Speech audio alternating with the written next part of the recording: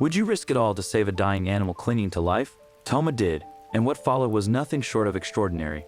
Was it pure instinct, deep compassion, or something far beyond understanding?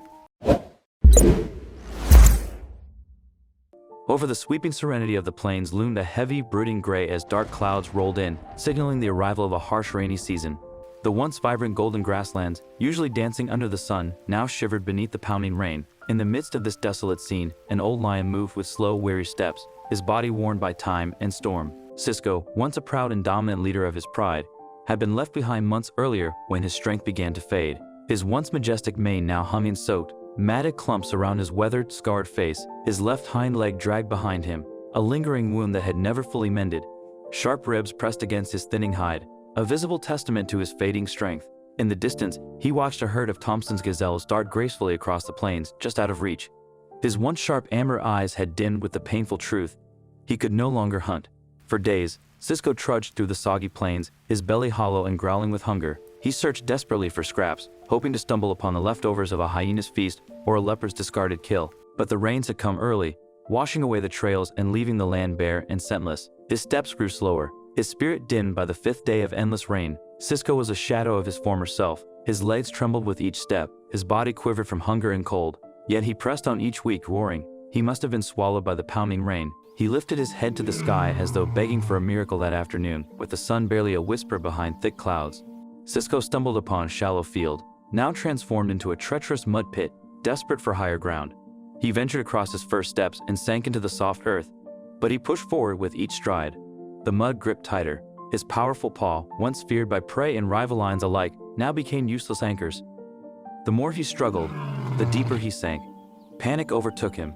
He roared, but it came out as a strained rasp. The world around him remained indifferent. Only rain and mud answered.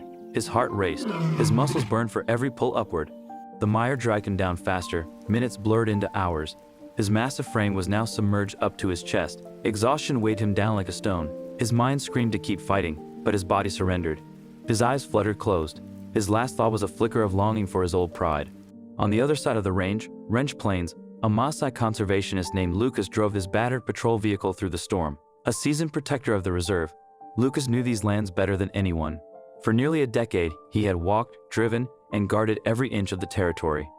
The rhythm of the savanna, the subtle shifts in animal behavior, the very pulse of the land. These were woven into the fabric of his being. He squinted through the blurry windshield, his wipers barely keeping up with the downpour. Landslides and flooding had been reported across the reserve, and the normally vibrant landscape was now a muddy, treacherous expanse. Lucas pushed forward, determined to check every vulnerable area. His responsibility weighed heavily on him. The animals are already struggling with the dry season. We're now facing the wrath of the heavens. He navigated the flooded tracks. His vehicle groaned under the strain. The relentless rain drummed a somber beat against the roof. Suddenly, his eyes caught an odd shape on the horizon. A lump in the mud is barely discernible against the gray backdrop. His stomach tightened. He slowed the vehicle, held on to his raincoat, and stepped into the relentless rain. The cold seeping through his boots, the wind whipped around him, and the rain stung his face, but he pressed on, a sense of foreboding growing with each step. As he approached, his heart sank. It was a lion, barely recognizable beneath layers of mud and matted fur, a once majestic creature now reduced to a sodden, lifeless form. Lucas assumed the lion had died, another victim of hunger and a merciless rain, a tragic casualty of the unforgiving environment. But then he noticed the faintest rise and fall of its chest, a delicate, almost imperceptible movement. "He's alive," Lucas murmured, kneeling beside the animal. His voice is barely audible above the roar of the storm. Rain pounded on his back, soaking him to the bone, but he didn't care. His mind raced a whirlwind of concern and determination. His satellite radio flickered in and out of static.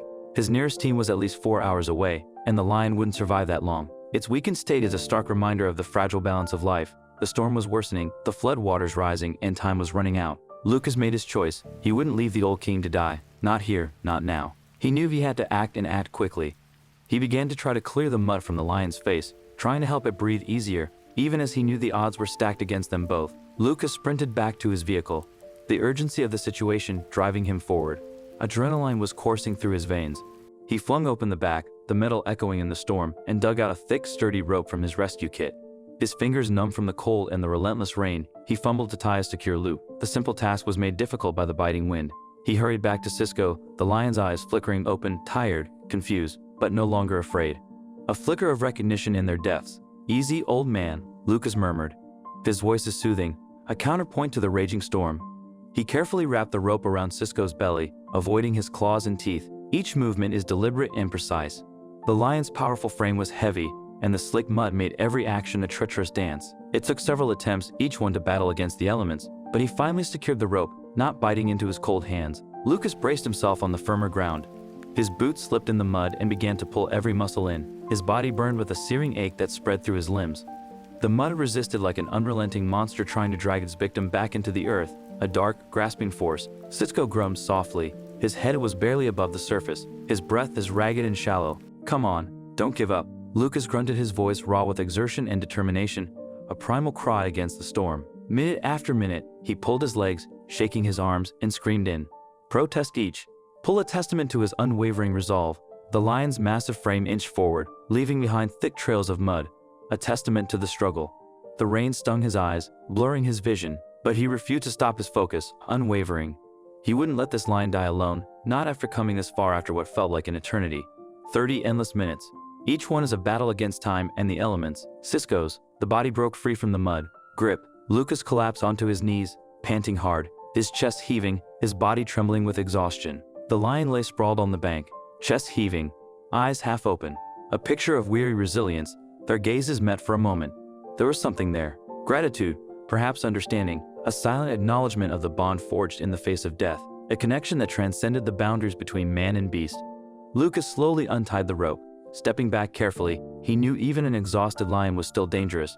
But as he retreated, he noticed Cisco's trembling attempt to rise. The lion faltered and fell. Lucas' heart twisted. He remembered the emergency supplies in his vehicle. He ran back, grabbed a bundle of meat, and returned to the lion. He tossed a chunk of meat nearby. The rich scent caught Cisco's nose. His eyes, dulled by exhaustion, lit up with a flicker of life. Slowly, he dragged himself forward, grabbed the meat, and devoured it. Lucas watched his chest tighten with emotion. Durreg no longer felt so cold. Cisco, his strength barely returning, lifted his head. For a fleeting moment, Cisco turned to look at Lucas, and in that instant, the storm seemed to pause. The world narrowed to just the two of them, a man and an old lion, both survivors in their own way. Cisco rose slowly, his legs trembling beneath him. He took one unsteady step, then another, the mud clinging to his frail body. But in his eyes now shone something deeper than hunger or pain, something that looked like hope. Lucas stood in quiet reverence as Cisco glanced back one final time before slowly disappearing into the rain. His silhouette faded into the misty horizon, swallowed by the curtain of gray. With a heavy yet comforted heart, Lucas returned to his vehicle. In the rearview mirror, the lion's form vanished behind the falling rain. The old king may have lost his pride, but not his dignity. Yet, Cisco hadn't lost his will to live, and thanks to Lucas, he still had a chance to reclaim his place in the wild. In the vast, unforgiving wilderness, survival often hinges on a single moment of courage, and sometimes that courage doesn't come from the strongest, but from the most compassionate.